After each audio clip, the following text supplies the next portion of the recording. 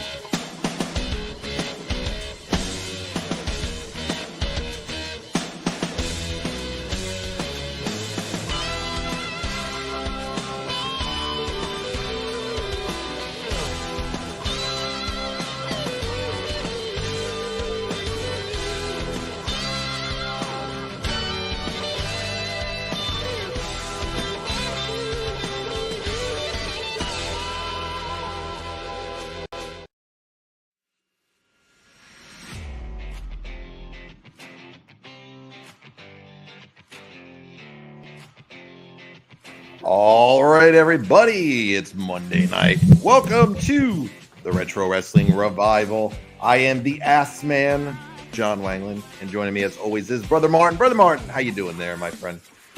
I'm doing fantastic, brother. I'm here to have some fun tonight. And you fixed that fucking mic. Holy Jesus.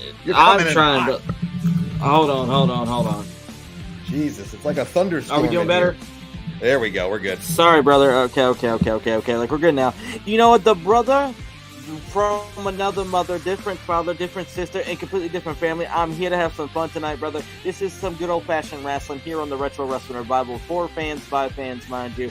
And you know what, man? I'm excited because this is a show that is... You talk about... Lately, we've been hitting milestones, okay?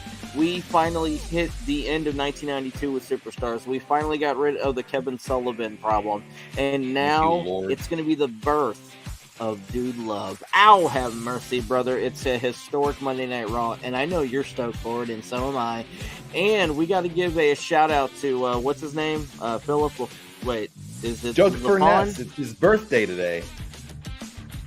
So, what's your you want to give a shout out to Doug Furness or just say, Doug? I just want to say I hope you have a happy birthday, and if you ever grace our screen again and bore the shit out of us, you might not make it to 60 because I'm sending Martin after you.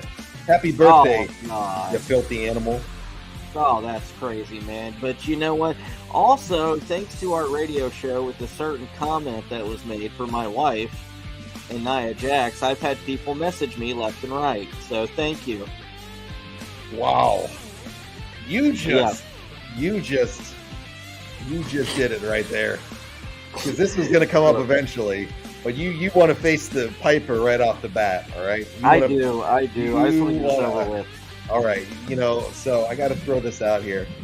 How many shows he's disappeared into the green screen right there? We can't even see him. Shit. Sorry. There he goes. So, how many shows have we done together in the last 5 years, would you say? Probably at least between 500 to 1,000. Yeah. At least. Like, I spend more time with you than just about anybody. So, I'm going to throw that out there. I never thought, after all the shocking shit that we've seen through the years, that I would hear what I heard last week. And even I was blown away by this. Now, I could have been a nice guy and edited it out of the show. I could have taken it out, but that's not what we do. All right. No.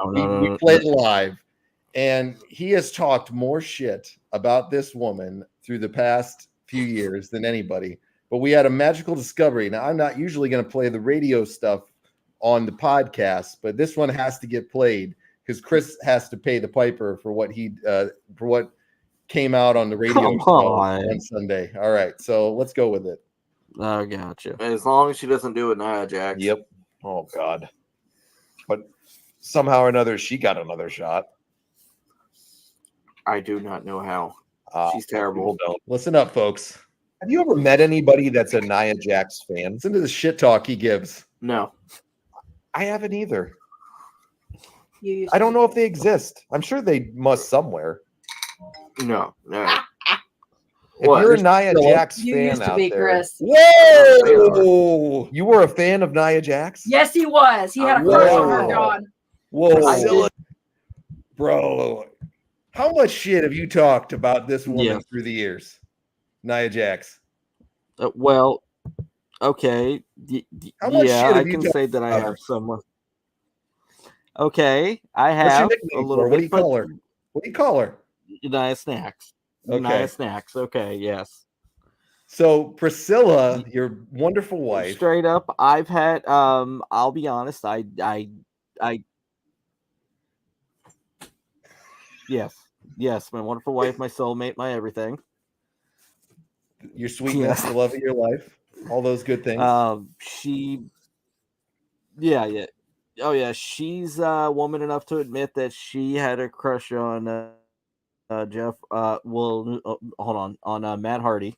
That's not a bad Matt one Hardy's to have. cute. She thinks Damian Priest is cute. But see, those aren't bad ones. I got you. And you know? This is nice. Yes, he did. Don't let him lie. Come on, hold on. Look at him smiling. He doesn't anymore. Oh, bro, everybody, if you could see this right now, if we had this up on video like we normally do, Chris just totally got busted by his wife right on the show. So to answer my question, has there ever been a Nia Jax fan out there? Here he is. He liked her at one point. Yes, he did. He thought she was hot shit. I believe your beautiful and lovely wife all day long. Thank you, Priscilla. I thought she dimed you out. Listen to this, folks. Your next ex-wife. I thought Nia was pretty. I thought she was pretty after all the stuff that you said. Yeah. God. Yeah. Come on. So yeah, Matt Hardy's full of attitude. Nia's full of botchitude. Come on. So yeah. Here's the moment right now where I'm text messaging Daniel. Come on. I'm text messaging Daniel at this moment to let him know what he needs to listen to on the show. Right after I sent Jeremy a message and I said, Jeremy, you need to listen to the show just to see what's coming on Sunday. Yeah. Chris, Nia Jax. Chris, what Nia Jax. What? I have an affinity for curvy women. I like thicker women. I'll be honest with you guys. There's nothing wrong with that. I've never shied away from that, which I love full-figured women. And but you have been dogging this woman out for years. Well, at one time I did think she was hot. Okay, there you go. I admit it. So Jeremy says, Brother Martin about to join the bloodline. I offer the Red Wing card up. Uso. You like big butts. I like thicker curvy women. And my jaw dropped. Chris should have created the CM Punk Hell Froze Over shirt. Oh my goodness! Oh, Chris, I'm telling you, it's all in good fun. But brother, let's get on to some serious business. He wants to get away from this one. He wants to get away from it. Well, what do we got on the docket tonight, brother? All right. Well, I got to throw this out here. Thank you to Daniel. First off, he sent me this wonderful license plate that will be proudly displayed in my office from this point forward. I'm a huge mark for Seinfeld. For anybody that knows me, I literally watch it every night before I go to bed, and I've seen every episode about 9 million times. So Daniel sent me the Ass Man license plate today, and I absolutely love it. Oh, that's awesome. So you are an ass man. I love it. I am the ass man, according to the state of New York now. Yes. Yes. That is awesome. Hey, I just sent a message in the private chat if you could check it for 1 second while I read off the card here. I got you. All right, folks. So we're going to be watching Raw tonight. It is the July 14th, 1997 edition of Raw. and it takes place in San Antonio, Texas, Mr. Martin. So that's where it's coming from tonight. This is the match card for the show this evening. Ivan Putski and Scott Putski are taking on Brian Christopher and Jerry Lawler. What are your thoughts on this, Chris? Yeah. Well, it's going to be a match. It's going to be a match, all right. Expert analysis by Christopher Martin right here, folks. Yes, it's going to be a match. Exactly, it's going to be a match. I can't speak too highly of the Putski family, but ultimately, I think that the Lawlers, they're going to if there's any semblance of a decent match, it's going to be Jerry and Brian that are going to do it. Period. The home of Shawn Michaels, and he don't feel like coming to work. Oh God! Then we got Taka Michinoku taking on Yoshihiro Tajiri. Chris, Tajiri, a young Tajiri's here tonight.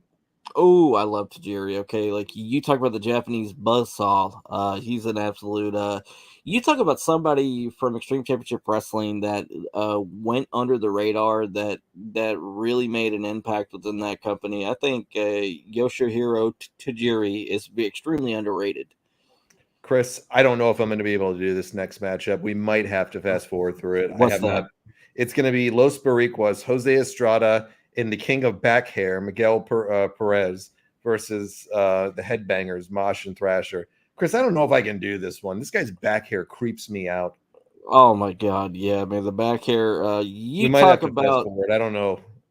You talk about the pink and black attack with Bret Hart. Okay, we got the these guys. The back hair attack with Miguel Estrada. So yes, I don't know if I can do it, Chris. We might have to fast forward. It all depends. I just don't know how I'm going to react at this moment. Tajiri has someone locked in the tarantula right now.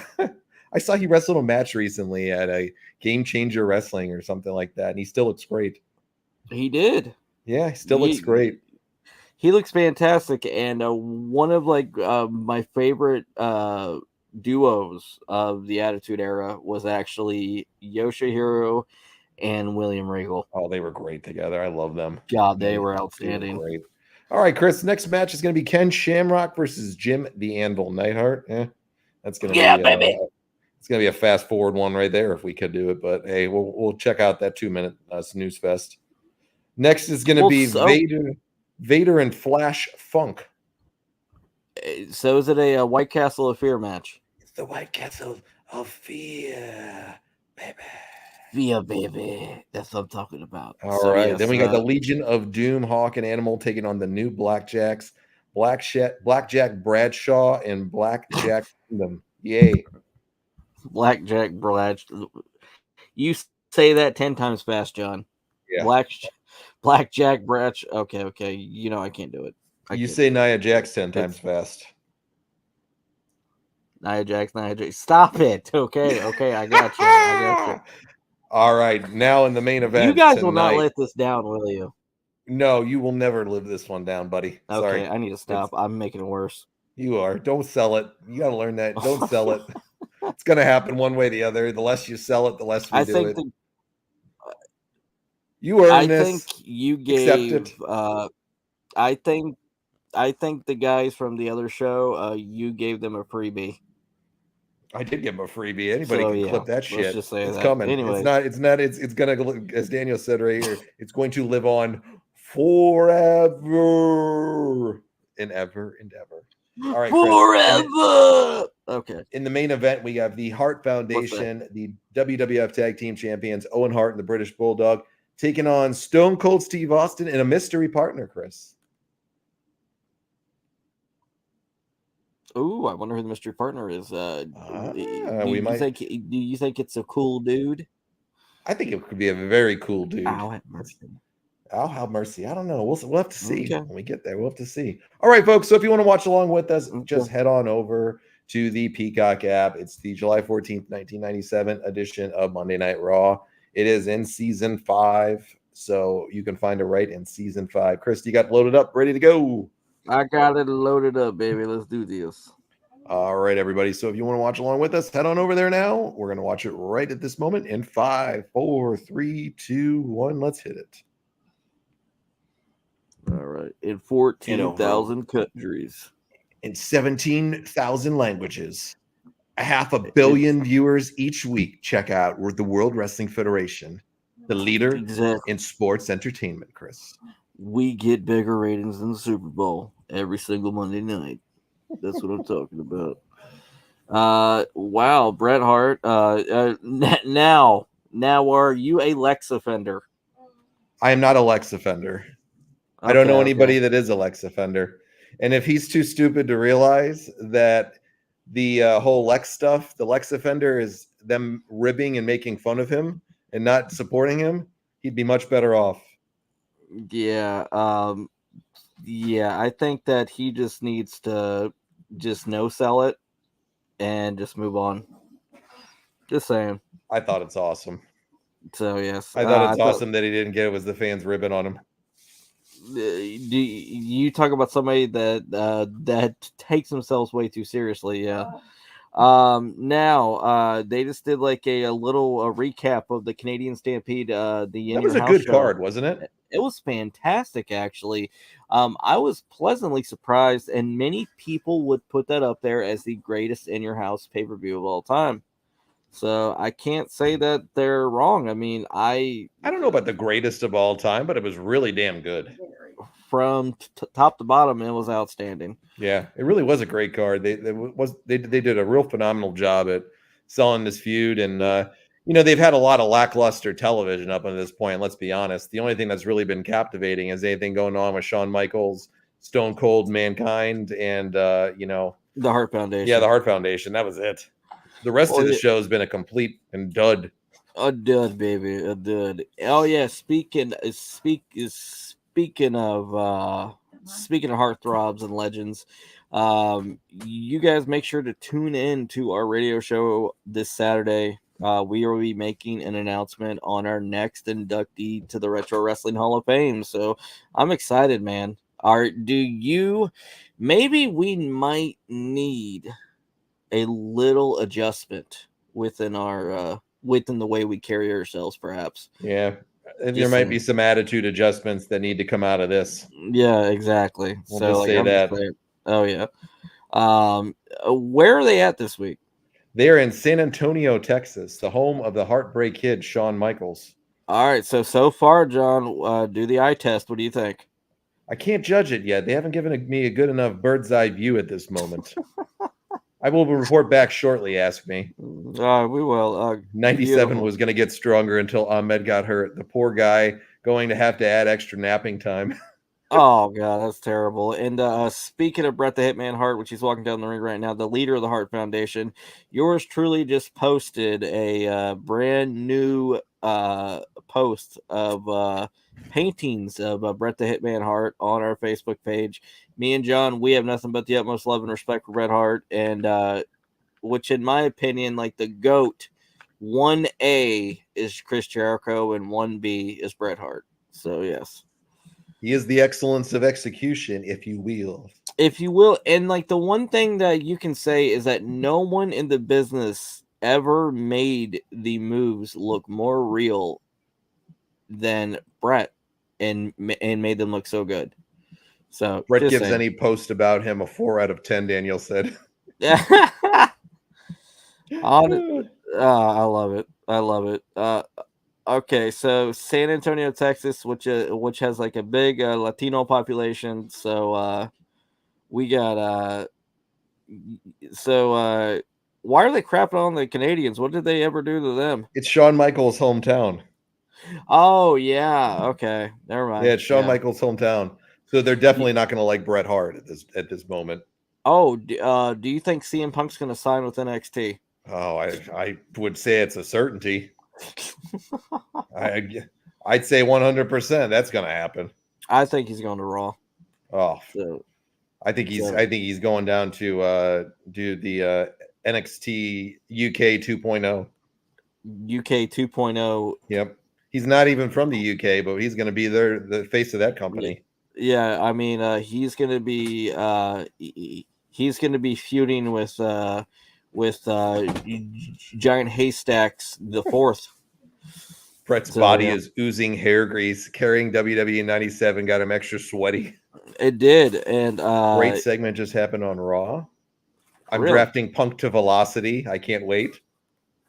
Actually, I love the Velocity shows. I love Chris Velocity. tried to get me to do a Velocity show. We watched one episode, and I was like, please don't do this to me. Come on. What about Sunday Night Heat? Would you at least? No, it sucked too. It was Velocity on steroids. I gotcha. But you're not a fan of like the B shows, are you? Not of that era. Superstars, Wrestling Challenge, Superstars of Wrestling, all that good stuff. All American Wrestling, I mean, all great ones. WWE Saturday Night. Oh, absolutely. Loved it. I was Let's actually get just great heat here, by the way, from the American crowd. Oh, brother, man. Brett is freaking like the crowd is absolutely crapping all over him, which is a beautiful thing. The whole American gimmick, how many times, another country gimmick has it been done? But Bret Hart always made it believable that there was heat between the Canucks and the Americans. And it's crazy to think that someone is so good at what they do that they can get that over, that Canadians actually hate Americans. You know what? Who am I kidding? Yeah, I've met a ton of Canadians that they're not the biggest fans of us because we take a lot of our liberties for granted. That's for sure. I'd watch the Trish versus Stacy Braun panties match on Velocity over and over. What a run. Yes, that was the first ever main event of Velocity. Was it really? Yes. 2 women? Yes. The first ever main event. It was the Braun panties match? Yes. Well, you know what? I can't say as if I think that's a bad move, especially with those two buttes. Yeah. Trish there you go. and Stacy. Yeah. To quote Billy Bob from Varsity Blues, they're a fucking 10. A 10. A 10. A 10. Goddamn 10. Fucking 10. A fucking 10. No. And because that was during the time that they had, it was WWE Confidential, Velocity, and the WWE Experience show. I miss Mania. Oh, dude, Mania, man. How's Jerry doing? Dude, he's out in Hawaii right now. It's prime weather for surfing in the winter months in Hawaii.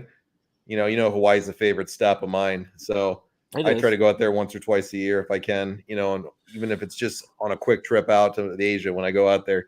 Jerry is out, and it's peak season right now on the North Shore in Oahu, Chris. Yes. It's the highest waves of the year is December and January out there, and that's legit.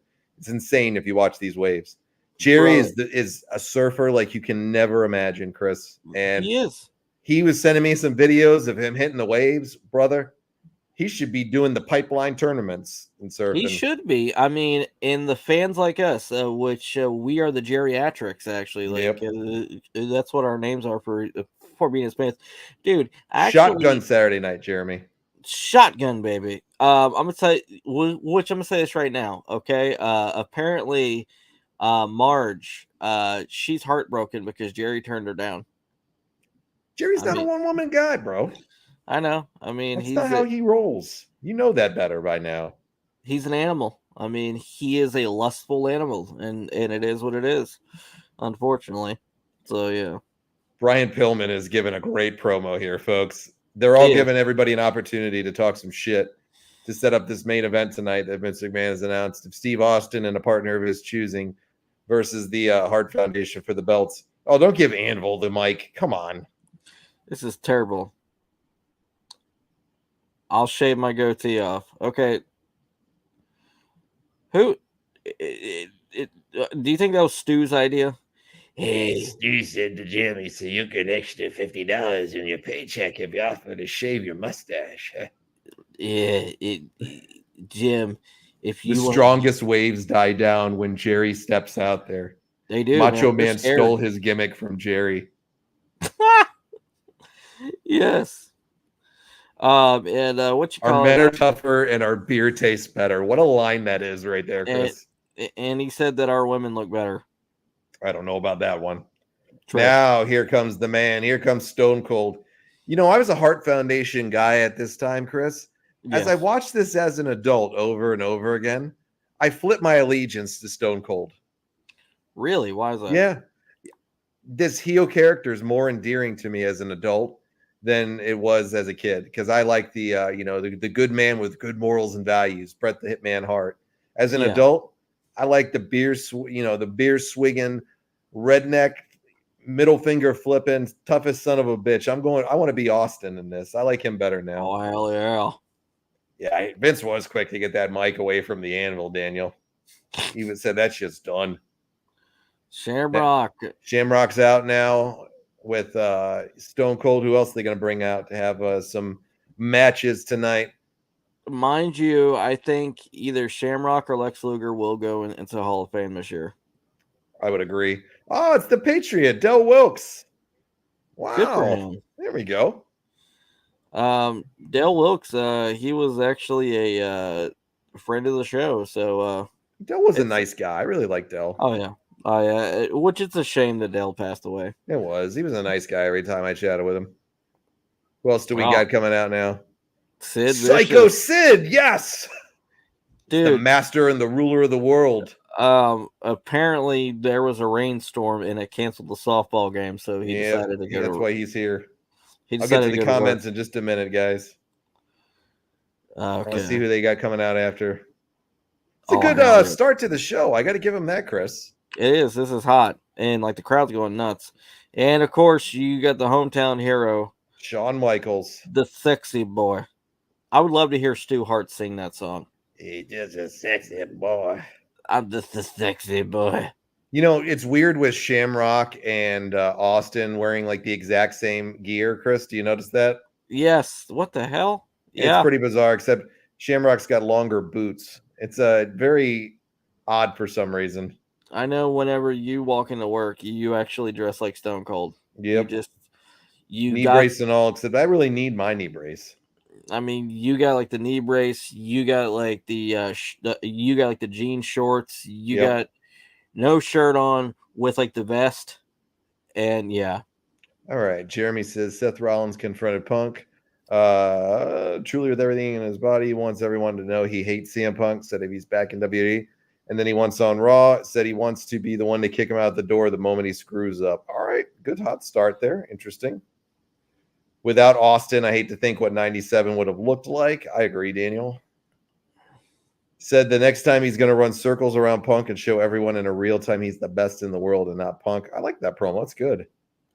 If Shatner can sing Sexy Boy, everybody can. Yes. I'm just a sexy boy. Oh, we got Jerry and Brian coming out here. Brian dancing to Jerry's music right now. This is awesome. Is popping me, Chris. I got to throw that out there. You talk about a golden moment within the history of professional wrestling. I mean, right? It really there. Was. It was. Really was. Dude, those jackets.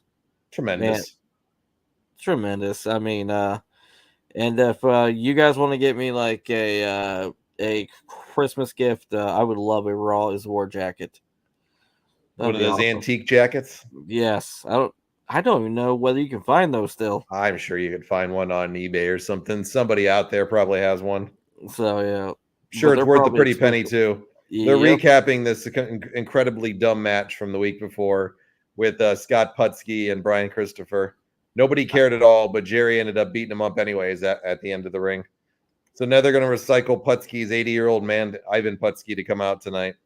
Like I said, the only redeeming factors within this match, if there's any, it will be the Lawlers carrying the match. Bro, this theme song for these two sucks. Listen to this. God. Oh my God. Look at Ivan Putski. Dude, he's jacked. He is an old dude. I wouldn't want to mess with old Polish power Ivan Putski here. Would you? No. Bro, you can tell he was excited about this. Sorry to interrupt, Chris. He was excited about this. He hit the tanning bed extra. And I'm talking about old man Ivan here. He must have bought 5 bottles of baby oil and dumped it on himself before this match. He's been waiting for this moment for years. Oh, yeah. I agree. Now he's singing to the crowd. What the hell is he saying? Some Polish song in San Antonio. That makes a lot of sense. Yep, the crowd will know the words to this, Ivan. San Antonio is known for their huge Polish population. Now, if he was in Pittsburgh or New York, I would understand. What the This hell? is so stupid. Oh my God, Chris, this is a moment right here. Ivan Putski just rolled out literally like a 2-minute long song, all in Polish. He did, man. That was tremendous. And for all we know, he was telling everybody to kiss his ass. I mean, pretty much. I would agree. And Scott Putski, I'll be honest with man, he has a hell of a look. He does have a hell of a look, but that's where it stopped. That's the problem. That's the fucking problem with him. Just if you could be like a world champion based off looks, I mean, Scott would be up there. Yeah, he definitely has some looks. But it just stops there. That's it. Have you heard Scott's shoot interviews? No, I've never listened to one, and I don't foresee myself listening to any. He hates his dad. Really? Oh yeah, he said like his dad was a deadbeat and everything else. Yeah. All right. Well, I might have to go listen to that then. Mm-hmm. I don't know. That seems a little BS to me. Like his dad seems like a really nice dude. So I'm just saying, I don't know if Scott was saying this during like a bad time within his life or what, but I'll send you the video. Please do. I want to see that. So yeah. Wow. Scott's dogging his dad out. Yeah, and if it wasn't for his dad, he wouldn't have had I can't say a career, an opportunity. There you go. Oh, well, I guess there's bigger shockers in life than Scott Putski not liking his dad. Yeah. Wow. Well, I mean, well, the fact that Jerry would date women younger than his son's age, do you think that was a shocker? Blame him though? No. Like he's picking up hot 21, 22-year-old girls. He's living every 50-year-old's fantasy. I say more power to him. Good for him. Yeah, I don't blame him. Knock your socks off if that's what you want to do. Whatever Good for him. Daniel says Scott Putski and the Renegade could have been the same person. Somebody paid Scott to do a shoot interview. Throw your money down a drain instead. Oh God, yeah. We should get him on our show here. Okay, never mind. No, please don't. You know, Daniel with his just phrases and the things that he says. Chris, I could see him replacing Steve Harvey on the Family Feud one day. Couldn't you see he'd be like a perfect one for that show? I think he'd be fantastic. Yes, I'm throwing it out there. He needs to throw like his hat in the ring. I think if we get Scott on our show, that would single-handedly get our radio show canceled. Just because he's in a no-tell and ass clown? Like look at the guy selling the foam fingers in the back, walking around. You don't see that shit in arenas anymore. Oh yeah, and it's because like the radio station like would contact us and saying, do you want to know the ratings for like your last show with Scott Putski? What? -8. -8 right there. Yeah. You lost 8,000 people on that one as soon as they heard the word Scott Putski. Like what? Goodbye. Christopher's going up for the Tennessee Jam here. Woo! Ow! That's his ass. Oh, big miss there on. That's gotta hurt when you miss that move. It's gotta sting a little bit. Oh God.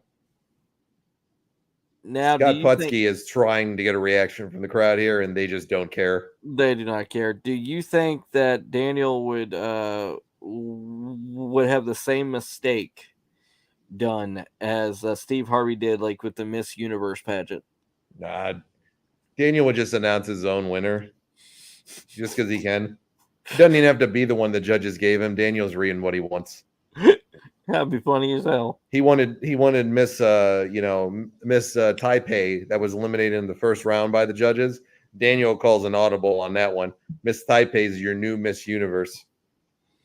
What the hell? The one with the lazy eye. Instead of pretending to be shocked like Steve Harvey does, I'd be egging the contestants on. Yeah, Miss Taipei, like the one like with like the Shawn Michaels eye and like the peg leg. Yes. Scott Putski and trying to not go together. His old man's at least getting a reaction from this crowd. They didn't know what the fuck he was singing in Polish earlier, but they know his name at least. They don't care. They're overlooking it. He hits him with that Polish hammer and takes Jerry out, and they lose. I bet they got. You look at the crowd reaction, Chris. Let's just say it right here. Look at the crowd reaction. Are they giving a big one for these guys? Yeah, and it's only because of Ivan. Yeah, and mark it on your calendars, because unless Ivan's doing this all the time with him, it ain't happening again. Scott Putski's never getting a pop like that. All right, so Jeremy says he's got some great news for me. All right, brother, what's the news? Hit us with it. Miss Universe, Miss Tata.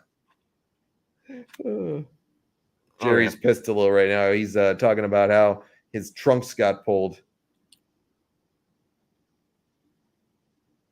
Or he's saying, you know that girl that you went to high school with? Why didn't she call me back?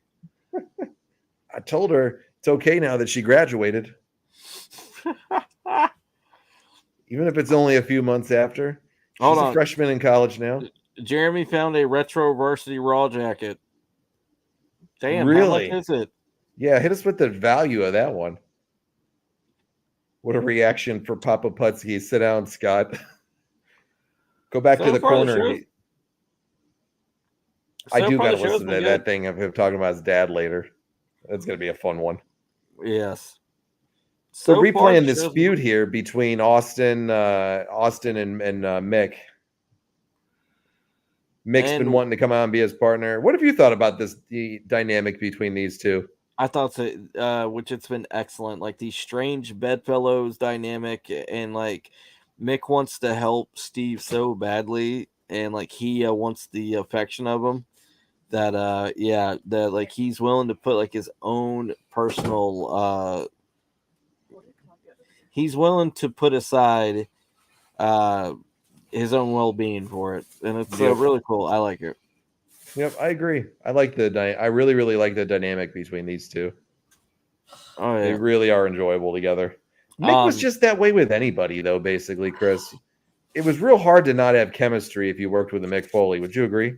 I agree 1,000%, and I think that if you wouldn't have had this be so good, you wouldn't have eventually had the Rock and Sock connection.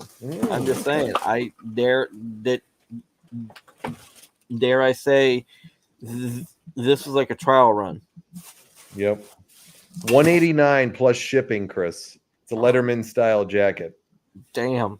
That's over 20 years, and people still accept Steve's handshake thing, thinking they can be trusted. Never trust a rattlesnake. Or a viper. They got Mankind in the boiler room downstairs here, Chris. Because like last night I was going to the restroom, and which I was shaking Randy Orton's hand, and then he RKO'd me right into the urinal. Would be better. You probably deserved it. That was terrible. It had a limit on it. This is brought to you by Stridex's Triple Action, Chris. Dude, you were a big supporter of Stridex growing up. I know stuff. You were. Good stuff. Loved it. I used to drink it afterwards. You did, and like that cured your acne. Yep. Wasn't doing anything else but that. You don't wipe it on it. You don't do any of that stuff. All you do is drink the fucking chemicals in there. Essentially, I'm not a doctor, kids, so do not take that as any advice there. I'm just telling you what I know and what works. Essentially, Stridex was like rubbing alcohol on pads. Oh, it was terrible.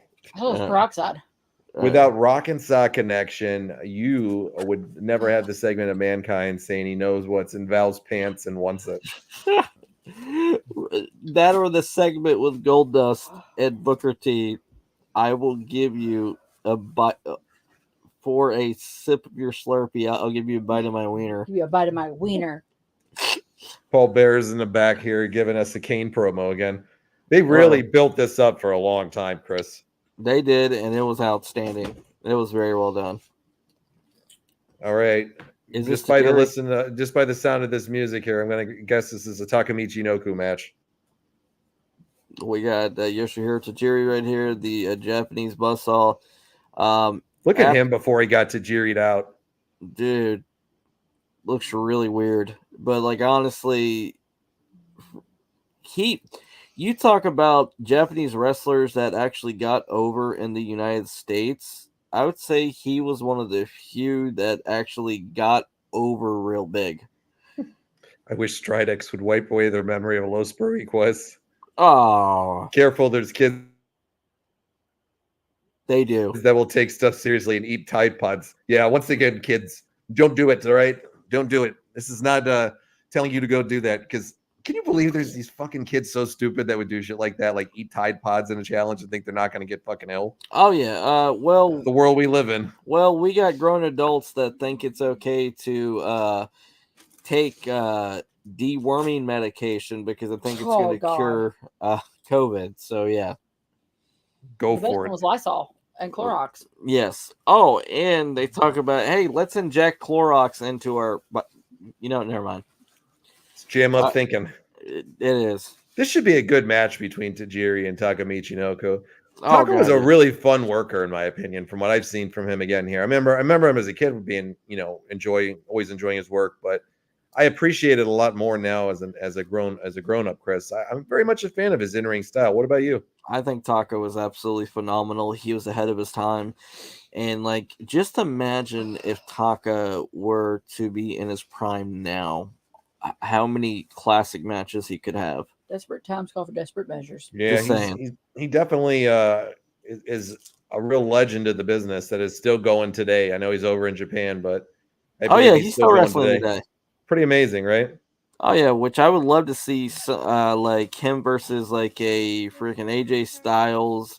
Nice move by Taka. Not that great, beautiful. I thought it would be better. Which I would love to see. You throw it away, baby. Mr. Taka. Oh, beautiful move by Taka. I think I should have put lemon on it. Beautiful, very nice. And just imagine the best bout machine, Mr. Kenny Omega versus Taka. I think that would actually be a great match. I think it'd be a fun one. Or Seth Rollins versus Taka. Okay. It's amazing to think, though, when you go back, this is a long time ago. This is 1997. So we're looking at almost 20, what would that be? Almost 30 years. 2024. Yeah. 939. Pretty crazy to think that, we're going into 2024. So you're looking about 27 years ago that this match happened, roughly. 26 and a half, 27 years. You know what? And they're both still wrestling. Oh, yeah, they are. Dude, Rey Mysterio versus Taka. Mm-hmm. God, that would be an awesome match. Okay, I'm sorry. I'm just thinking of fantasy matches with Taka. And he was the first ever light heavyweight champion within the WWF, and I believe he was the only one that was worth a damn with the light heavyweight title, because I think once he lost the belt, all credibility went out the window, because which it was Gilbert that beat him for the belt. Mm-hmm. No, wait. Which it was Christian. No, wait. What? I think it was Essa Rios. Hold on. Where's that at, baby? I don't know. There was somebody. They had I think the lightweight division was pretty much at this time built around him when they brought him in. Just medicine. It was in a McDonald's bag. Check in there. I don't know. She has a flu, honey. I got you. Okay. Pull it out. It's fine. All right. Now, what are you saying? Oh, nut kick to Taka right there. Good. Ow. It's okay. I was saying, Chris, that I thought the lightweight division was really born around Taka. Because he was a big international signing for them at that time. They were doing teasers for weeks on him, Chris. I remember as a kid seeing, and really trying to sell him coming in. So I think the lightweight division was kind of born around him. Yeah, well, essentially, he was one of the few light heavyweight stars that did not sign with World Championship Wrestling. So yeah. So he was a very good signing for them, but unfortunately, the talent pool wasn't the greatest. Now, and Yoshihiro, he wasn't signed with the WWF at this time. These were one-off matches. Yeah, they would bring him in and kind of showcase him a little bit. He was a good, opponent for him. So let me go to a couple of the comments here. Tajiri looked like he invented Kai and Tai with his outfit. Oh, yeah. I'd like to have seen Taka and TNA X Division. Yeah, that would have been fun. Oh, God, that would have been great. Chris Jeremy sent you the link to the jacket. Okay. Daniel says Gilbert was on a different level of champion. It's not about who's next. It's about who's first. That's what I'm talking about. Besides Taka and Brian, they just didn't put any effort into building anyone. Yeah, I agree. They were doing a pretty bad job of building people up at points. And at this time, they were really, really looking to develop new stars, I think, and just didn't know how to do it yet. Oh yeah, I agree.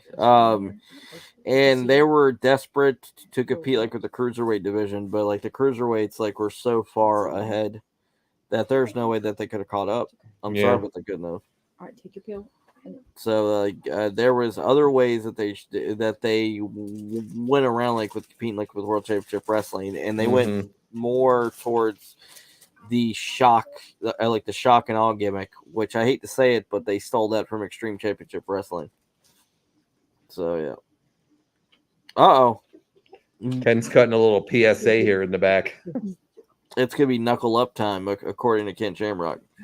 It really does. It sounds like it's one of those PSAs. Kids, don't drink and drive. You know why? The world's most dangerous man. So I'm gonna kick your ass if you do. Oh my god! Don't drink and drive unless you know how to drink and drive. That's what it's pretty much it. Oh my god!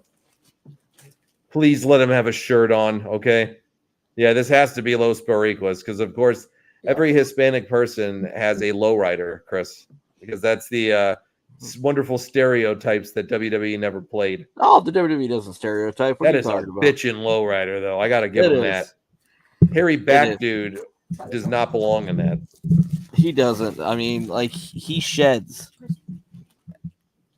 Every time he gets in a lowrider, like, he sheds. So, I mean, he just needs to be careful. Los Boricuas is in the house, kids. Be careful. They are. Miguel Perez's back hair is going to come after you. Oh, God. Do you think that the girl that's there, she was braiding his back hair?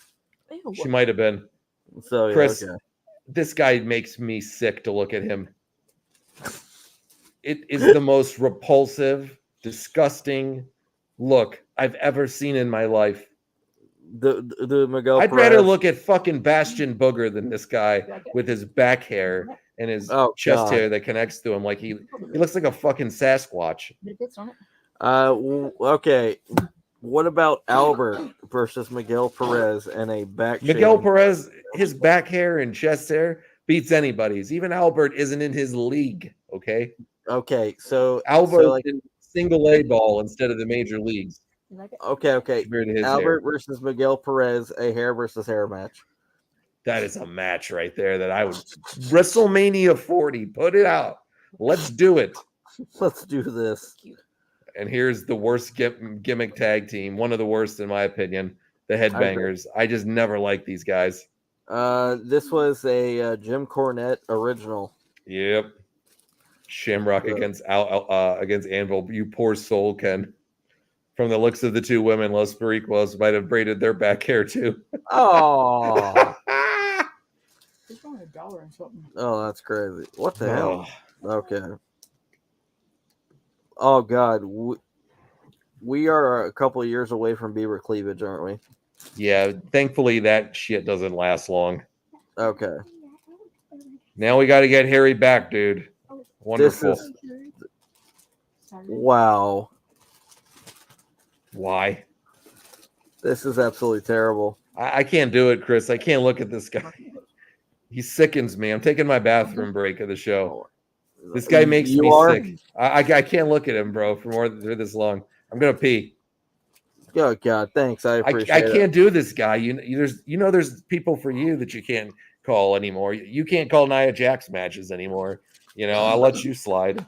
So stop. All right. I'll be back. He's talking about that I can't call Nia Jax matches. Oh my God. Anyways, all right, ladies and gentlemen, we got the Los Boricuas right now going on right now. Like they're facing the Headbangers, and like right now, this is the genesis of the gang warfare thing. We got DOA, like the white supremacist group, bikers, facing the Los Boricuas facing the Nation of Domination. So, like, essentially, we have like the Black Panthers versus the Ku Klux Klan versus the Boricuas. So yeah, it was a very interesting time, if you will, baby. Oh, here we go. So he said, the Mexicans on lawnmower screams racism. I agree 1,000%.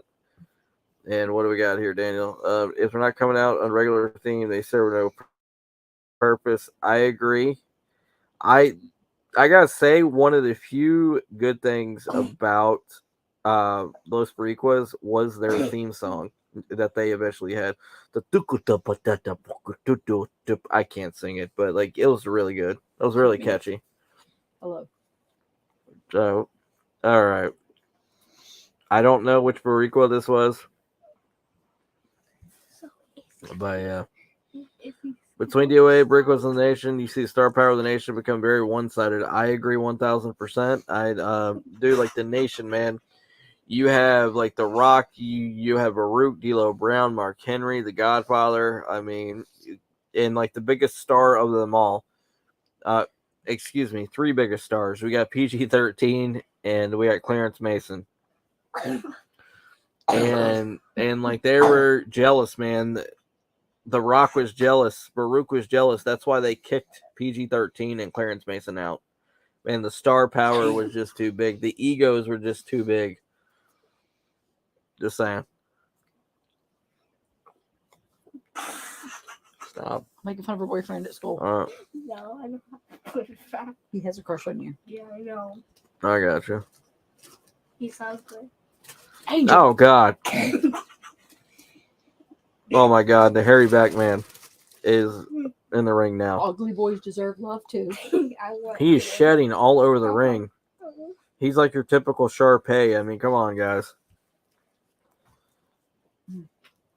Honey, look at this guy's back hair. Oh, God. That's worse than Big James's back hair. Yeah, I mean, that's terrible. Big James had back hair, and he'd make me shave it. Oh, God. And he'd get into bed and be all prickly. Oh, God. The Rock couldn't smell what PG-13 was cooking, but he was sure it was meth. Yeah, I would not doubt that at all. Big James's biological father did. Yeah. You want another one? Yeah, meth. Me and Angel don't want to share the marshmallows. Methamphetamines. That's one of the highlights of Myrtle Beach, South Carolina, actually. I think that's one of our main imports here. So, yeah.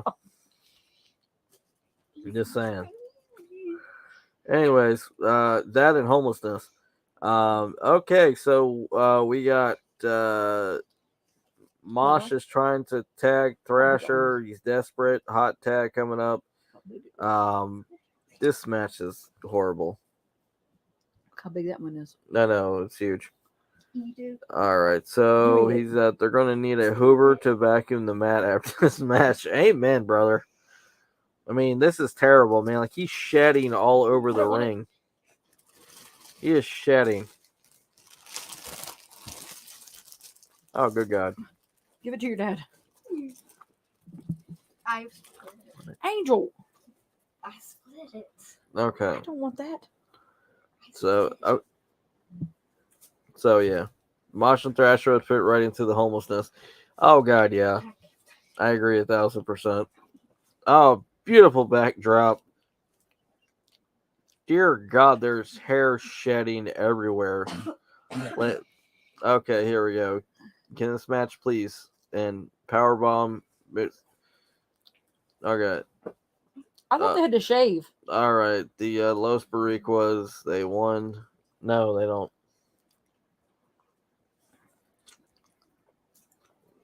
All right. You want another one, Angel? No. Oh. Can you give me one of those like sleeping gummies? I don't know where they're at. All right. Whatever hair he lost from the back of his head, he found his back found. Oh my God. That's right, Daniel. We got the white, the white nationalists. I mean Nazis. I mean the DOA. They're out. And Throw up. Broom broom.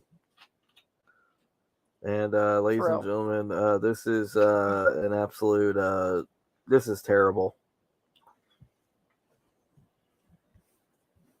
I thought the Gang Wars thing was absolute garbage, and I think towards the tail end of it, it was the Truth Commission. They debuted with Don Callis, and then eventually you had Kurgan who went into the oddities and all that stuff. So I guess there was one positive thing that came out of this gang warfare stuff. Really worried. All right. The Headbangers did not do the stage dive. Total dud of a match. I agree 1,000%, man. This match was garbage. All right. If I need to vomit, I'll go to the bathroom. So yeah. Okay, so I guess now they're making money signs. They're like, yeah, let's go get our money. If you ain't got the money, honey, we got your disease. I guess that's what Los Boricuas is saying. That doesn't make sense. So yeah. All right, so we got the Patriot Del Wilkes. He's on the screen.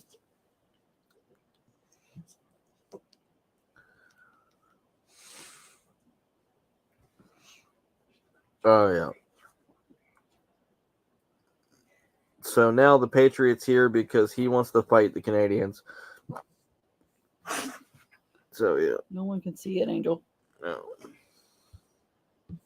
So we got WWE should have started the Misfits in action. Can't see it. The WWE was perfect place for general erection. I agree 1,000%. I mean, Russo was writing for both companies during those times. So yeah.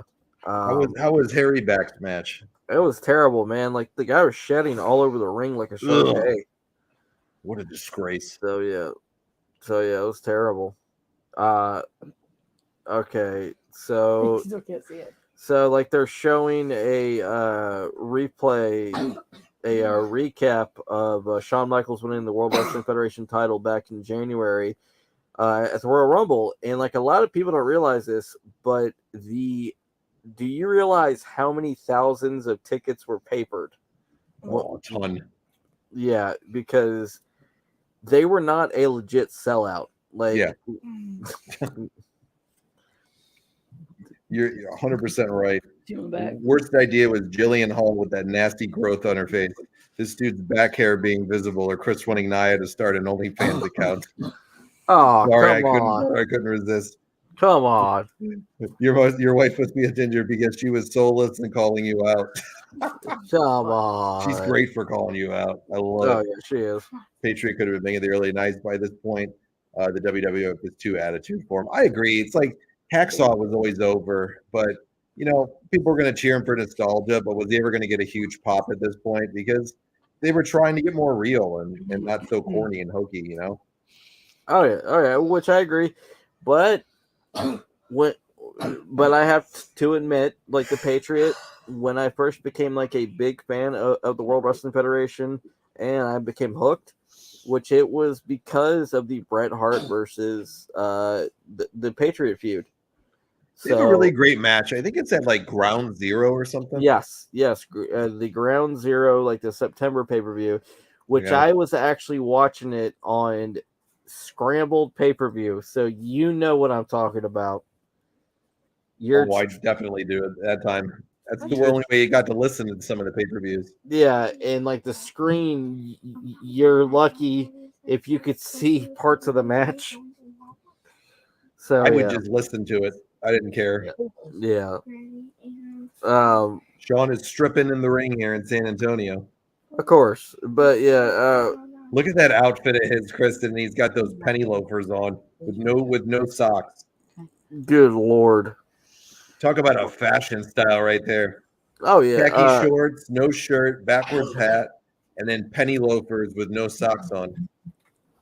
And at least he could see which at least he could look in the same direction at the same time. Yeah. This time. Well, they do love him here in San Antonio, that's for sure, right? They do. And I hate to say it, but just Sean, you talk about the saying that beauty fades. Whew. It did for him. He's the definition of that. He ain't the Heartbreak Kid no more. No. Well, he is popular here, though, this time. We sure can't argue that, Chris. Oh, yeah, I agree. I caught many scrambled pay-per-views, good times. I agree. Becky calling out Nia, time for Chris's bathroom break. Come on. Yes. I told you, you're not living this down. Not happening. So, yeah. This is great. Anyways. They're doing a great job of teasing the surprise here for who Steve Austin's partner is going to be later. So they're teasing Shawn now, right? At this moment. Oh yeah, and the thing is that Shawn during this time didn't fight very often on free television. So that's a good point. He really didn't. He was more of like a special attraction. I don't think it worked for him, brother. Nope. And I think he kind of called that out there. He'll show up for the big things, but he didn't want to get in the ring all the time. No. But he had a lot of injuries too. Well, yeah, but it was ultimately one of those things to where Vince McMahon would tolerate it because he was one of his biggest stars, and Shawn Michaels could have very easily gone to World Championship Wrestling. Mm-hmm. You're about in this time frame, July '97. You're looking at you're about 9 months away from the Heartbreak Kid's retirement for 4 years. Oh yeah, we are. And dare I say, I think Shawn came back better than ever. He definitely did. Look at that match that he had with Triple H. It was fantastic. Oh my goodness, that's one of my favorite matches of all time. I think SummerSlam 2002. I know some people will argue this, but I think like from top to bottom, that's the greatest SummerSlam of all time. Gotcha. So yeah, good God. Imagine how hard Shawn must have been to deal with at this point, Chris. Shawn has admitted on many occasions that he was a complete jerk. Oh, absolutely. So, yeah. And people have advocated exactly the same thing. You only get truly roasted by the ones that you love, brother. I love it. Yes. Oh, yeah, I agree. Shawn doesn't need to be a surprise partner. He was just the tag champs with Austin. Shawn thinks he's the sexy boy.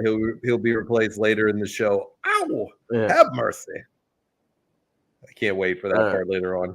Okay, so Shawn Michaels, he's announcing that he's going to be the special guest referee for the Undertaker versus Bret Hart match at SummerSlam. Look at Vince snickering here. Shawn just took the mic from him. Now he's acknowledging Vince on TV as the boss man, Chris. It's interesting. You didn't see that ever really happen, did you? No, not at all. So, yeah. Here's Shawn, the dirty, rotten employee that I am. He's acknowledging the backstage heat he has at this point. I'll set up the ring. I will sell popcorn. I will snort cocaine. No, wait. Doesn't matter. He'll do it. No, wait a minute. Like, we're not the NWA. We can't do that. Nope. He's dripping coke at this point. He is. Shawn definitely has been on his knees for Vince before. Oh. Probably more than a few times. I'll be blunt with you. I would not be surprised. I don't want to. Vince would let him do anything, from what people say. Yeah. The only person that really kept him in line was The Undertaker. Yeah. That and Hunter. Whenever he got involved. So, yeah. I think way later on, because Hunter wasn't a main eventer yet at this point. So I don't think he would have had the nuts to say it to Shawn at this point. Because he reaped the benefits of being friendly with Shawn. He did. Oh, yeah, definitely. So that's why I don't see him as being anybody that would say anything to him. I could see Bret Hart saying things to him, but I think the person that would have had the most, clout to say shit to him, I think it would have been The Undertaker. Oh, yeah.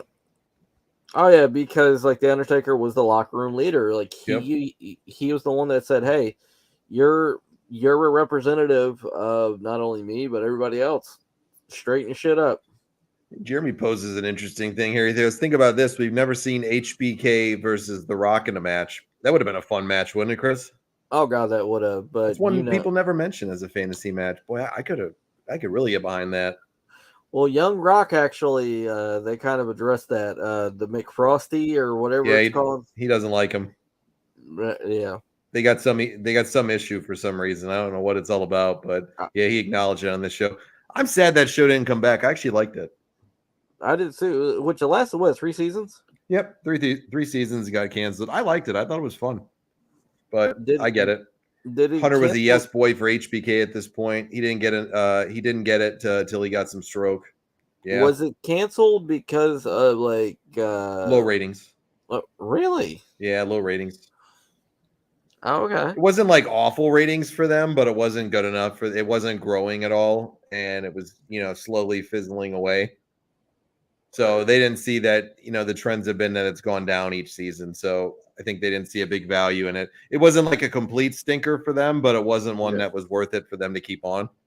I think that they could have gone to like a streaming platform like Peacock, and I think it could have been successful. Hey, you never know. You really don't. You never know on that stuff. Oh my god.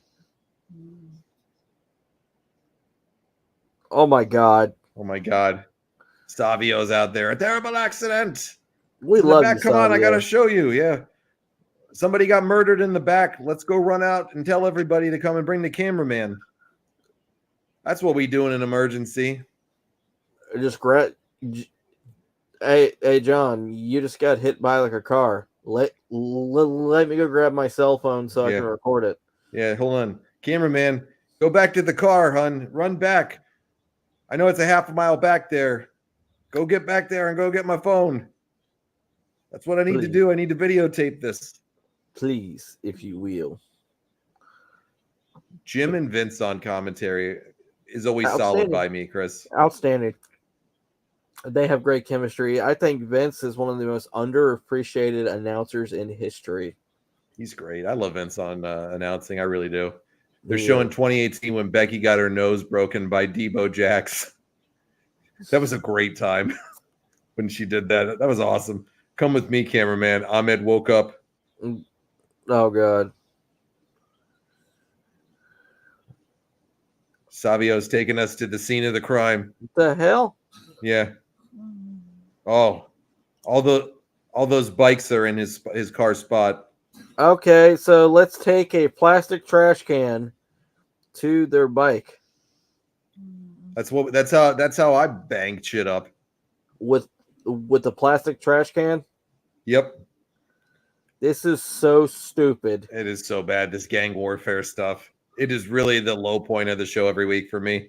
Now, let me take that back. The lowest point of the show is when they do the Smoky Mountain Wrestling crap. Yeah, that's terrible. Then this right here. This gang warfare stuff was so stupid. And, well, which it eventually led to the Truth Commission, which led to the oddities. So I guess that was the only positive out of this. I mean, I do miss Kurgan. Boy, this is like they're going all out on one another here. Oh, yeah. Were you a fan of the oddities? No. Really? No. I like the theme song that they had. I thought the oddities was just stupid. Yeah. Now they got dragging behind the lowrider. They got one of these motorcycles at the DOA. Everybody's getting on their bikes, and the Nazi twins, I mean the Harris brothers, they're off to the races to go get Los Come on, guys. Crush is getting one of his fallen brothers up here. Dude, poor Crush. Crush ain't leaving a man behind, Chris. That's the type of dude that he is. No. Do you know why they called him Crush? Yeah. Because he likes to crush things as a kid. He does. He liked to, whenever he was 3 years old, he could crush a coconut with his bare hands. My God, Becky is a savage, Jeremy said. The nation is just thankful they're not involved in any of these segments tonight so far. Oh. Becky said, I got my nose broken, but Naya's popularity is so bad that she needed double knee surgery because her own legs wouldn't stand for her. That's a great line. Oh, wow. Shane's looking down and out. he gets bad reminders of SummerSlam 94. Oh, yeah, because Chains was the fake Undertaker, right? Yep, Brian Lee. Yeah, that's what I thought. He was like the fake Undertaker. That's an era I don't want to remember. Essentially, it was a favor done for what the hell? Stop slamming shit around, Bubba. All right, folks, quick pause for the cause here. If you're watching this on Facebook, please make sure you like the video. And also, if you're checking it out, make sure you follow and like the page. If you're watching on YouTube, make sure you like the video and subscribe and hit that bell and notification for the channel. We're here every Monday night and sometimes put some more stuff on here. So we hope you subscribe.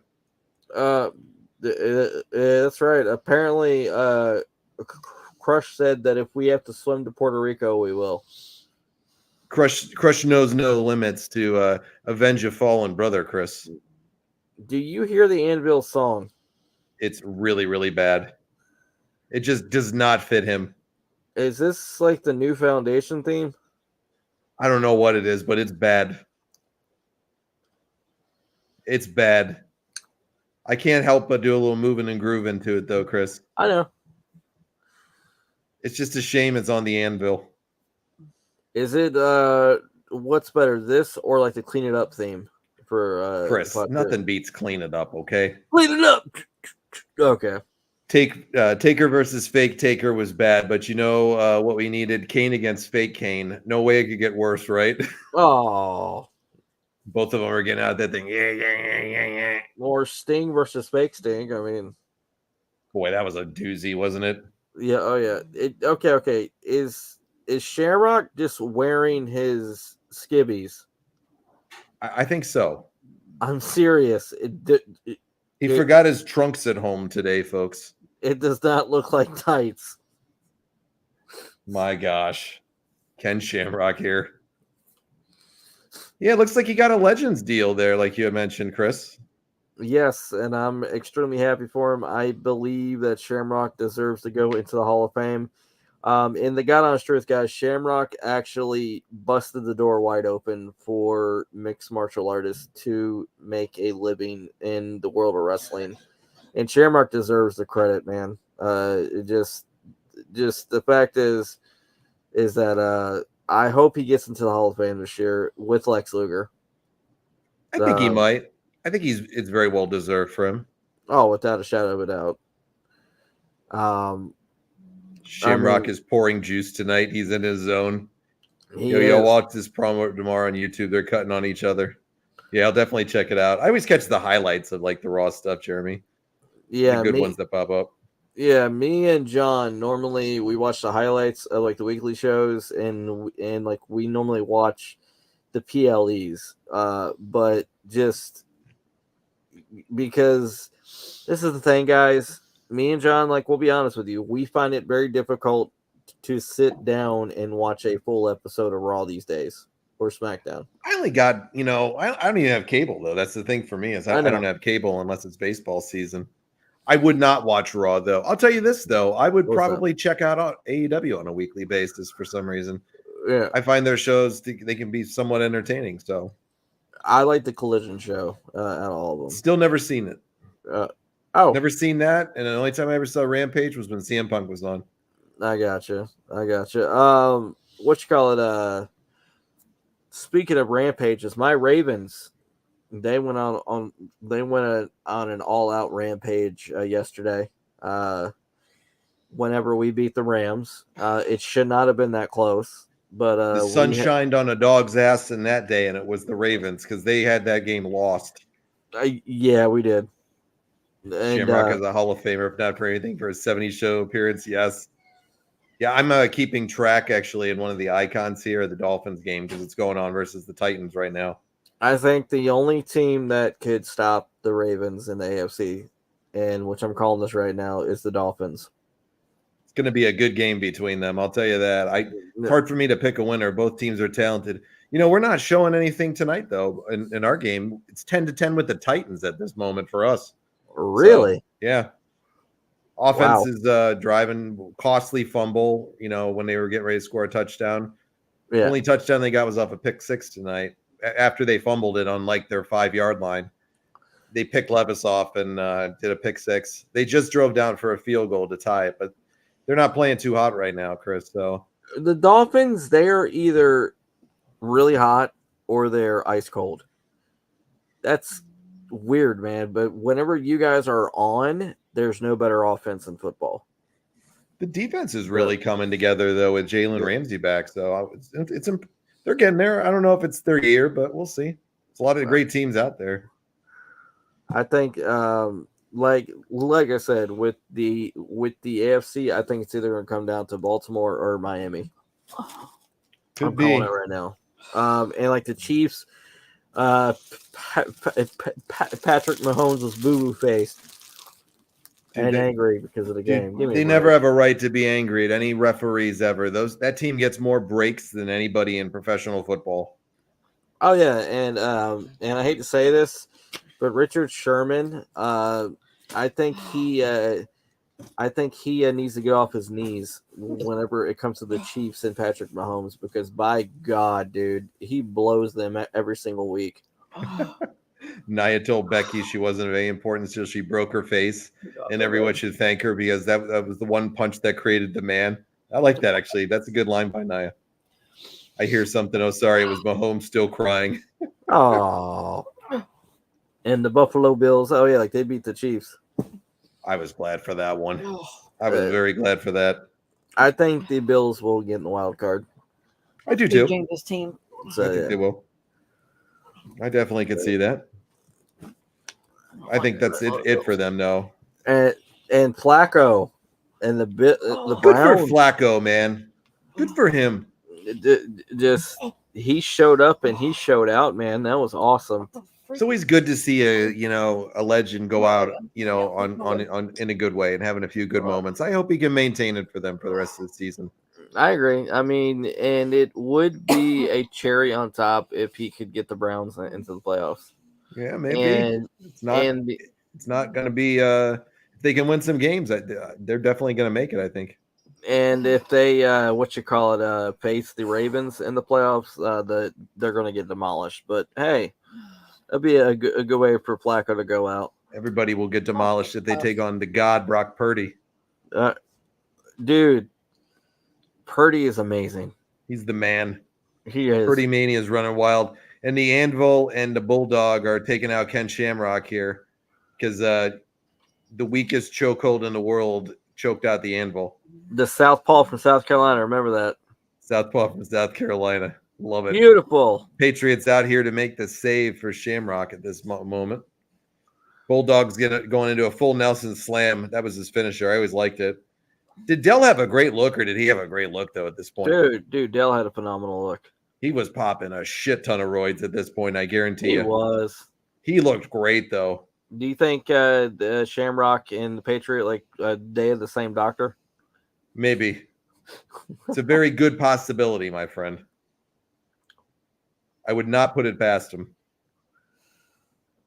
Shamrock is going out the victor, though, tonight, and he needs to thank his new friend, the Patriot, for making the save.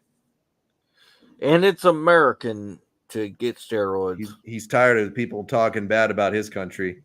The Patriot ain't taking that shit no more. So wait, is Anvil gonna have to shave off his goatee now or something? I hope so. We're back to Mankind in the boiler room again. Vince is just antagonizing him tonight, isn't he, Chris? I would not piss off Mankind. Yes, he is. What is he doing? He's having fun antagonizing the shit out of him. That crazy kooky bastard. What is wrong with him? They're recapping last week with Triple H going for the chair against Austin. And here comes Mankind to make the save. What a guy. Triple H levels him. Boom. That's something that we won't see anymore as headshots. Thankfully. So, yeah.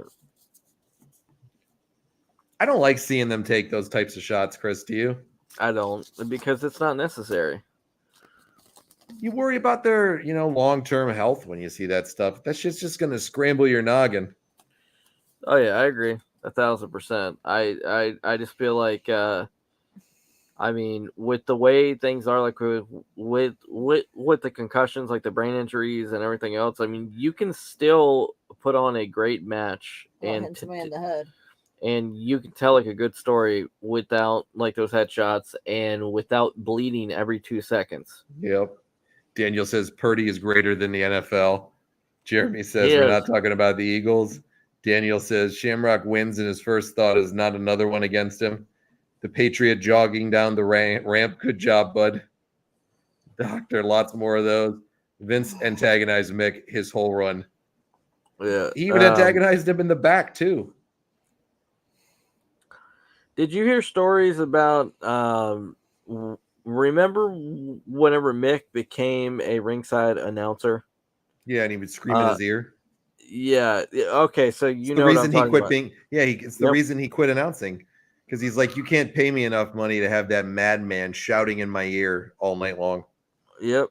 And no offense, but like Mick's one of those wrestlers that was smart enough to where he knew his value and he didn't need to work for the company like to make a living.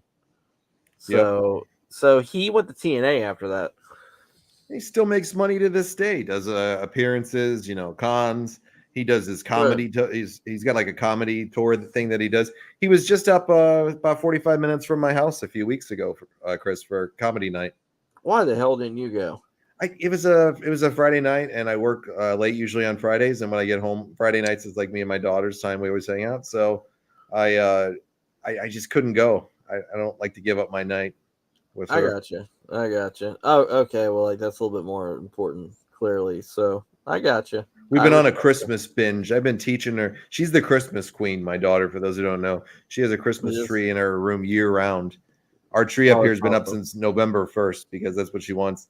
Oh, she has slacked on learning some great Christmas movies, and she always watches Christmas movies. Girl listens to Christmas carols year round. That's how much she loves it. But I introduced her to Deck the Halls last night, and then next week I'm going to make her watch Scrooged. Oh, Deck the Halls, Danny DeVito and Matthew Broderick. Oh, outstanding. I introduced her to Christmas Vacation a few weeks ago. Shitter's full. What about 4 Christmases with Reese Witherspoon and Vince Vaughn? I don't know if she's watched that one. I'll have to ask her. That, and there's Fred Claus with Vince Vaughn. Yeah, that's a good one. I don't know if she's watched that one, but that's a good one. What about Die Hard? Have she seen that? I don't know. I'd have to ask her. These are all things I can introduce her to. Yes. We go like themes throughout the year, Chris. Comes back to life as a snowman. Jack Frost. Yes, I love that one. Oh yeah, that's a good one. Yeah, I always cry. We go through like themes throughout the year, Chris. Like for a few months, like we'll do like horror movies from the summer, end of the summer till like October. We'll do horror movies, and then right after October's over in November, we start watching Christmas for a while, and then we'll later sprinkle in some action and comedy shit. Oh, nice. This commercial with the Headbangers is so stupid. Life. This is awful. I wonder who won that. Your clue is life, Chris. Did you win the $1 million challenge, John? Yeah, I just didn't tell anybody. I knew it. Dude, the Blackjacks. I don't want people coming after me for my money. I know. Apparently, you won that $1 million, and you bought the original house from the In Your House giveaway. I did. And apparently, it burnt down because of the faulty wiring. Once I had them, put everything in with the wiring and all that, we only got 3 nights out of the house before that fucker was burnt to the crisp. It was full of asbestos, apparently. It wasn't very sturdy, I'll say that. No. It was balsa wood that it was. It wasn't real wood. It was balsa wood. Shit went up and started a wildfire in New York. Here's the Legion of Doom. Yes. Oh, God. Shanghai Pierce. Wait, hold on. Tex Salinger. Wait, hold on. Slassinger. Tex Slassinger and Shanghai Pierce. Oh, the slot drop. Cheap Pop tonight, DIY versus Imperium. Johnny Wrestling's from Cleveland, where Raw's at. So what's better than one hometown pop? Two hometown pops, DIY's mystery partner in Cleveland, The Miz. Yeah, I heard they were going to pair him up with them, Jeremy. I'm watching my own horror movie, The Headbangers, playing golf. You can't go wrong with a Charlie Brown Christmas. Absolutely. Pettengill oversaw the building of the house. It was doomed to fail. Do you know why? Because he barred Jerry from being on the property. You don't do that. Just saying. If Jerry would have been a part of it, I think there would have been a big difference. Oh, God. Dude. Yeah, Hawk got busted up on the back of his head. He did. What's what? I just coughed her head off in their ear. Dude, he got split open good on the top of his head. He did. I guess now it's like, awesome, we're getting paid for the night, so let's just go back. Hawk is a tough son of a bitch, Chris. Look at the gash in his head. Good God, yeah. I mean, which I don't think he was feeling it. He's a tough son of a bitch. We need to do a Discovery Zone rewind within our shows every week. I need to call it. Which we need to call the Discovery Zone for sponsorship opportunities. I have one 15 minutes from my house. They're still open? Yeah. Oh, I did not know that. Yeah, we have one 15 minutes from my house. It's located next to the local zoo in my town. I used to love to go there as a kid. That place was cool. Been to a Discovery They had Zone. science museums and stuff. I agree. It's basically a really nice souped up version of like the Chuck E. Cheese, but on steroids. I want to go. So yeah. Good dad for showing her Christmas vacation. Absolutely. To think in a year we have Draws joining the LOD. That's a dark error of the LOD. It is. And then Hawk being pushed off the top of the no, wait a minute. I think I when he was intoxicated, or them insinuating it. That genuinely, back then I was trying to figure out the wrestling business. Okay, guys, so shoot me. But when I saw that, I genuinely thought that he got killed. Who? Well, it's because you were a kid. That's what happens. Oh yeah. Vader's coming out now. He's with Paul Bear. So that's an interesting pairing with those two together, Chris. Wouldn't you say?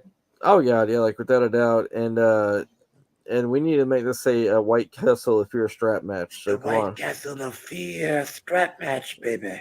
Baby, let's do this. It's taking Vader a hot minute to get out here. Come on, Vader. We got valuable television time. You don't need an hour to walk down the ramp, okay? I mean, let's be honest. His push is done, so. He was just floundering at this point, Chris. He was. He really was. I hate to be mean, but it's just being honest. Yeah, because once Shawn Michaels refused to work with him past SummerSlam, then that was pretty much his death knell. All right, I think Flash Funk is going to get squashed here. At least, I don't really see these two styles matching up. Chris, do you? Not at all. Look at all these signs in the crowd people have. Score. Primetime wrestling. Dude, I love primetime wrestling. That fucking sign is stupid, though. What does it mean? Primetime wrestling. Okay. At least put a good thing on there. WCW can kiss my ass. 99.5. I guess that's the radio station in this area or something.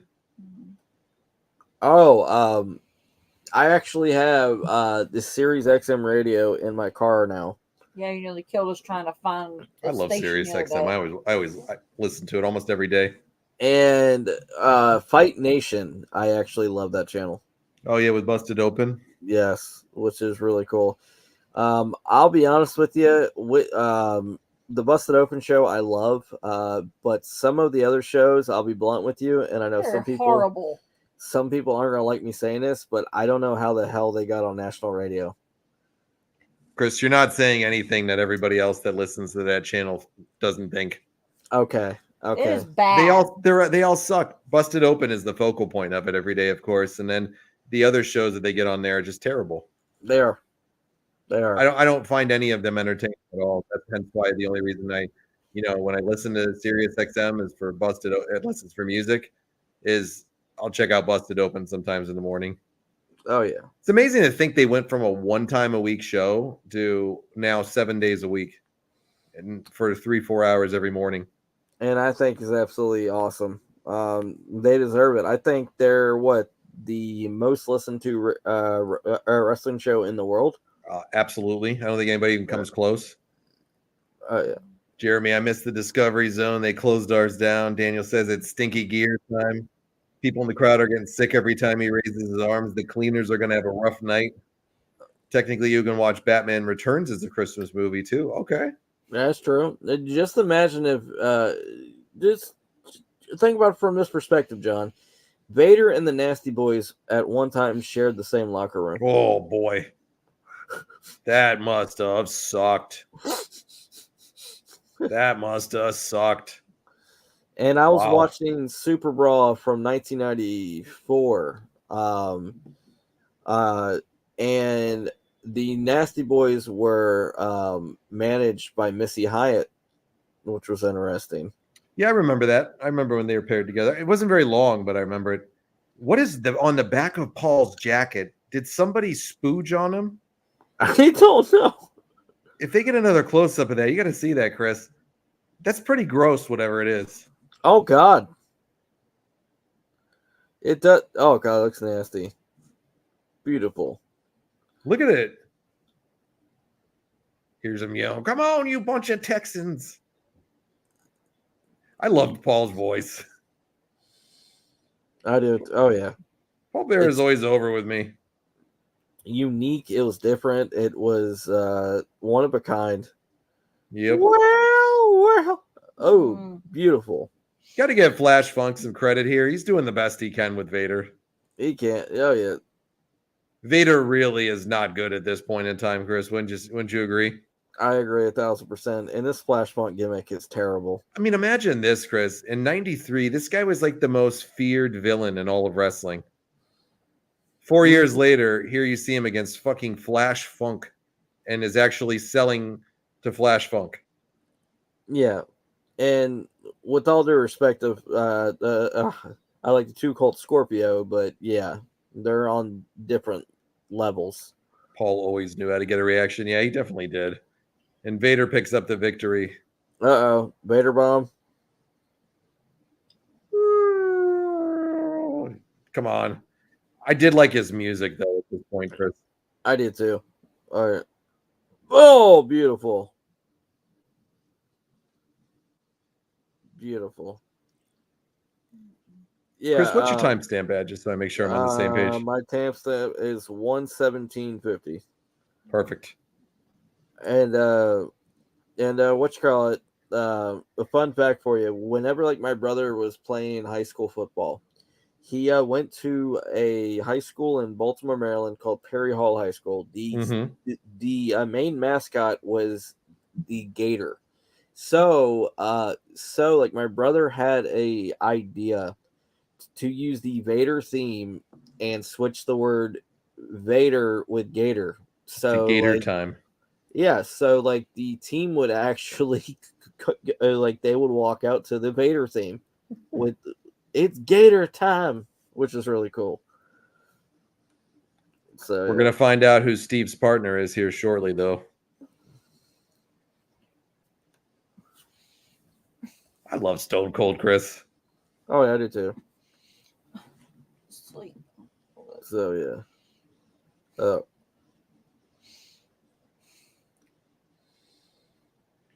No way he's walking out without those belts, Chris. Ain't no way at all. Wow. Next, we're going to find out, folks. There we go. All right. I think, this is brought to you by Baby Ruth, Chris. This baby gets you going. You a Baby Ruth guy? I am a Baby Ruth guy. And Stu Hart got me hooked on Baby Ruth. You ever been to San Antonio, Chris? I have not. Have you? Yeah, absolutely. I lived there for a while. Oh, yeah, you did. I'm sorry. Yeah. Great town. Always liked it. Not the biggest Texas guy, but I enjoyed when I lived there, Chris. From what I heard, like the Riverwalk area in downtown San Antonio is beautiful. It is. There's a lot to do there too. It's not a bad area. Did you ever do what Ozzy Osbourne did and urinate on the Alamo? I did not. I've never been inside of it. Really? Nope. Okay. I walked by it a million times. In fact, it's so hidden in San Antonio when you're down in that area. You're looking all over for it, and you so small, Chris, that you'll be blown away. You can walk right past it and not even notice it. Oh, I got you. Let's see. Nakamura, or let me see, go back here. How this match didn't end in 30 seconds. Vader should have brought some funkettes, and Vader bombed them. Nakamura, Cody's getting 30 minutes. It's going to be a good match. Chris, off-topic question. Have you been to a baseball game in Myrtle Beach? I think it's the Pelicans. Yes, I have actually. I have been to the Myrtle Beach Pelicans before. Many people widely consider the Myrtle Beach Pelicans Stadium to be one of the best stadiums in all of minor league baseball. What? Which I had a fun time. I mean, it's nothing as compared to growing up in Baltimore and going to Camden Yards, but I had a lot of fun. When I went, Mike Hampton was actually the starting pitcher. Oh, interesting. So I think he was doing like a rehab start. And yeah. Man, like that was years ago. Stone Cold's taking these two on by himself. Oh yeah. No partner, Vince says. And Mike Hampton's a former Met. He was. It's a time we'd like to forget. Come on. He made millions of dollars and was on the injured list almost the entire time. That's true. He was like a big signing by us, and then he was on the injured list for his entire tenure with us. Come He on, was a great Jeremy. pitcher in his day, though. Oh yeah, especially for the Braves. Yeah. But Jeremy, I can't believe he just said that. Let me see. Charles Barkley says San Antonio Riverwalk is full of fat women. You should take Naya. Yes. Oh God. This is never gonna be let down. No, sir. It's gonna be a while. Brace yourself. It's coming. Brace yourself for the White Castle of Fear. I'll crush you. So yeah. Anyways, big advantage here for the Hart Foundation to take on Steve here by himself. You got to applaud the Rattlesnake, though, Chris. I think it's Jim Powers. I think that's the partner. I'm predicting it now. Vince McMahon has promised him 13 boxes of Hot Pockets, six packs of Natty Light. It's going to happen. Mark my words. He knew he'd get a steal of a deal for him. He would. I mean, why else? Why would you not want the man that was the first champion of the Survivor Series along with Paul Roma? Exactly. One half of the Young Stallions. Yep. One of the greatest tag teams of all time. I actually would love for I wish somebody they could get it that they could get a hold of Jim Powers, because I would love for him to whenever like my daughter has her first period, which I want him to congratulate her. Yep. So I want so somebody can. Oh, Chris, hold on. Look at this. Here it is. It's Jim Powers. We see the boots coming down now. We're not showing the face, folks, but we're seeing those boots coming down. We got this funky kind of music. We are. Does Stone Cold have himself a partner, Chris? I don't know. I think it's Jim Powers or Paul Roma. I could picture him in there. Or let's get a Young Stallions reunion going on one of these signings. Dude, Young Stallions and the American Males. American Males almost came back. Then Buff had some trouble with the law again, so they had to reschedule that one. If Jim Powers is able to leave his state without his ankle bracelet, they could bring him in. Oh, God. Sorry, I couldn't resist that one, Jim. With Missy Beefcake as their manager. She's their character witness. The anticipation is building for Austin's partner. I'm ready. Those boots were made for strutting. Ow! Ow. It's a great time tonight. It's sad Missy Beefcake didn't even show up. The random conversations tonight are making me very happy. This is an awesome night we're having. All right. I'm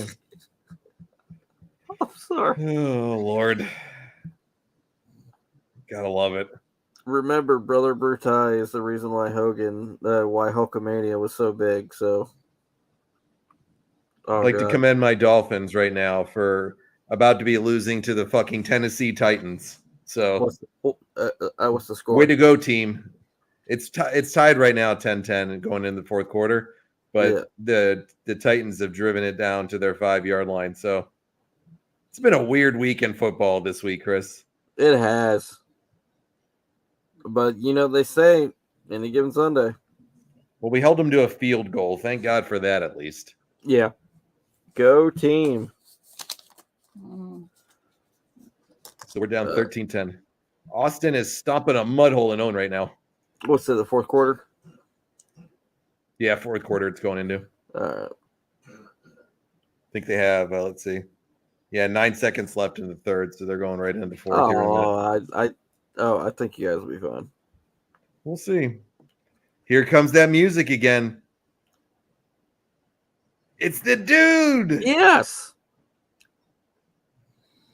The dude is here. Brother, this is awesome.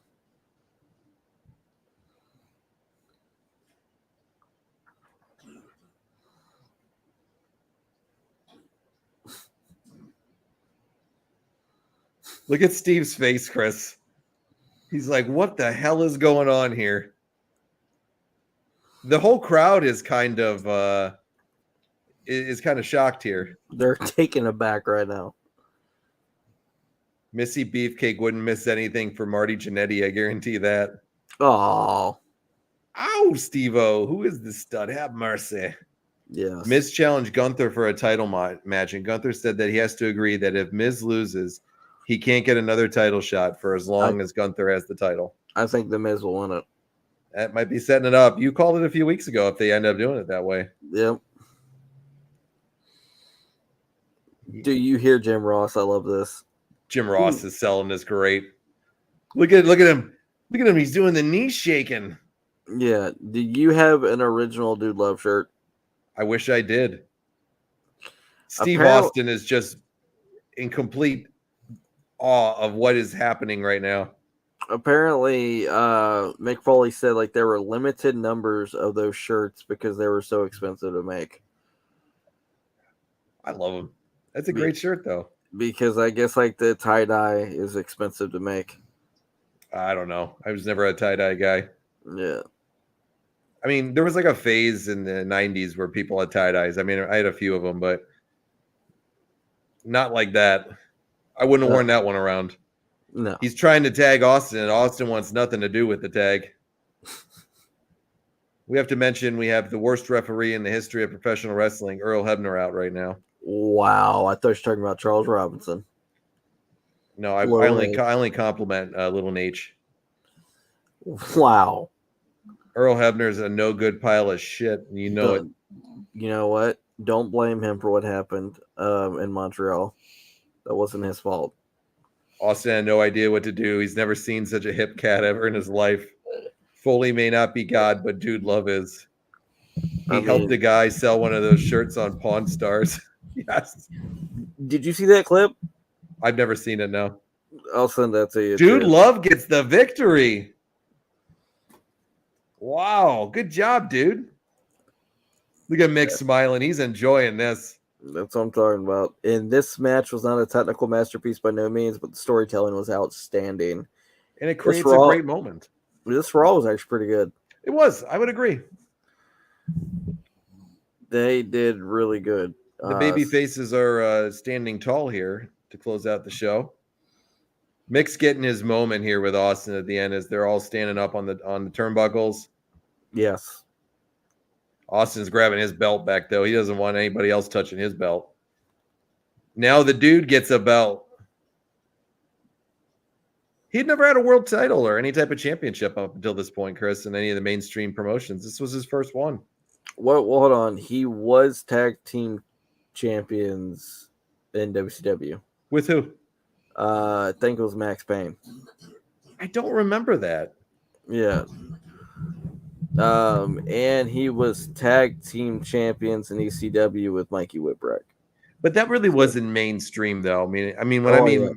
I know they came on as the number 3, but what I mean is like the WCW or And the WWF. I don't remember him having one in WCW. I have to look that up later. Yeah. The dude's got all the ladies on him, bro. Good for him. Good for him. He's picking up some tail. I love that belt. That is the best looking tag team title ever. Dude wins. It didn't happen much, but you got to enjoy it. Yes. Someone sold Paul Bear's Hall of Fame ring on Pawn Stars. I did see that clip. That breaks my heart. Was Paul's family that hard up? Maybe. I have no idea. I couldn't comment on it. I don't know anything about it. Because I'm sure the WWE, like, they would have bought it back. Or probably helped them, but who knows? Well, Chris, that's going to end Raw for tonight. So what are your thoughts on the show? Thumbs up, thumbs down, or in the middle? The show was fantastic from top to bottom. I thought that it was very, very well paced, very well put together.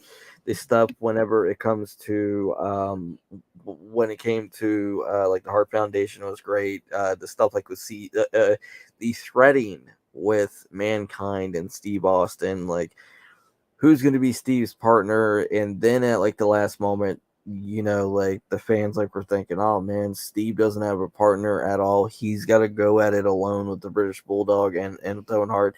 And then all of a sudden, like that Dude Love music hits. It just made the whole night for me. I loved it. The only downside, in my opinion, was that Los Boricuas DOA crap. That's just an absolute garbage storyline. It's terrible. And it's just a waste of time on with the television. I think that even the Vader Flashpunk match was passable. I think even the Scott Putski Jerry Lawler match was decent. So overall, I'd give Raw a thumbs up, brother. What about you? Thumbs up all the way for me too. I have no doubt. I think it was a good show. Great transition. Daniel said dude did win his first WWF title win. This was his first WWF title win. Long live the summer of love. Ow. And the WCW ain't toppling a Dude Love debut this week, no matter what happens. I can't go against the dude. It's going to be interesting to see if they can do it next week, but for Nitro. But I would agree. I thought it was a really good show. Good for them. I love the moment with Dude at the end, and I think it sets up something really interesting. And it sets the groundwork for a lot of great things that are coming up.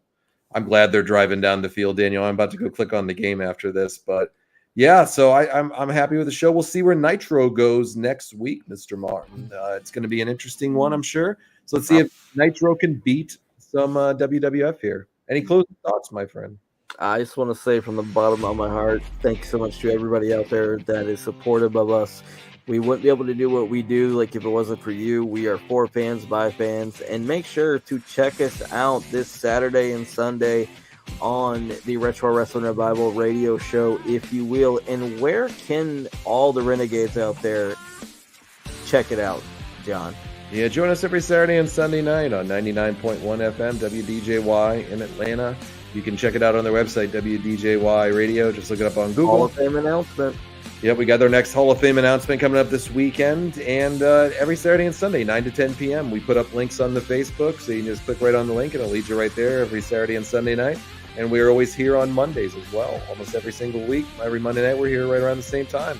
So we got some fun stuff planned with Starrcade this weekend. We're continuing on our 93 series and much more. Who knows what else we're going to have in store. It's going to be fun. So make sure you come out and join us. We would greatly appreciate that. Let's see. Jeremy said, good time tonight, guys. Chris, we had to pick on you. We'll dig in the funds and get you a bucket of chicken and watch some Nia matches. Yeah, this is a fun show again tonight, brothers. Nothing but love. Ow! Chris is going to personally induct Nia. Heard it first here, Daddy. I can't top that ending, Chris. That's a perfect way to go out. All right, everybody. We'll see you next week. Chris loves Nia, and I'm the ass man. We're out of here, folks.